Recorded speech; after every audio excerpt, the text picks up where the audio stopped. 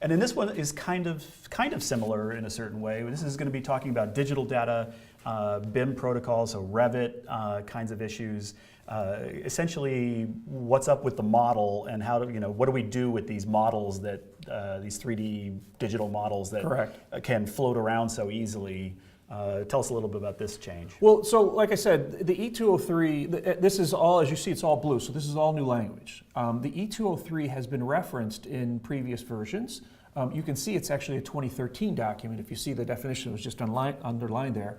So it was an exhibit that was rolled into the AIA suite of documents a while ago, and it would always be referenced at the back end of the B101, say here's attached, and this is how we're going to exchange documents.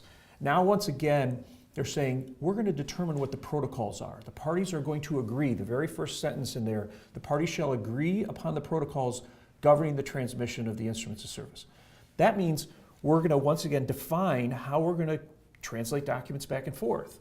Once you figure that out, once you have determined what those protocols are, everybody has to be on board. And you look to the E203 to say, this is what the owner does, this is what the contractor does, this is the architect. So the owner can't just take the model and hand it to somebody else without them following, and the owner and whoever they're handing it to following these protocols. And the GC can't just hand it to somebody else and suddenly it has a life of its own going to a bunch of other folks. It has to follow these protocols. Correct, and if you take a look, and if I can do here right now, this very point is relevant to, let me see if I can find out and get over here.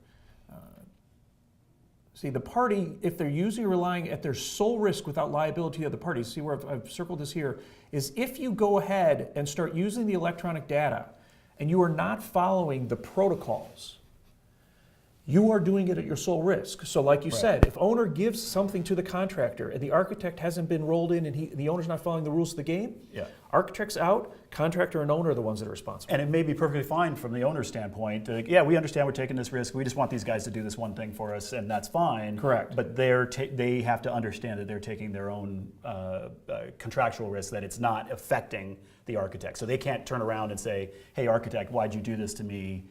If they did it to themselves. Yeah, and terms that you put in a language, you say sole risk and without liability to the other party, those are really strong words. That's very strong, yeah. Shall, sole risk, things like that. Those are always words you want to be looking for on these documents when you're reading them yourselves, which, by the way, you should all be reading these documents yourselves. It's much, much easier to read it after you hear Mike talk about it, but you should absolutely read it. And then look for those words because they have real impact, as well as words that are looser, like endeavor or something along those lines, because those really tell you the flavor of what the feeling is really like. Right.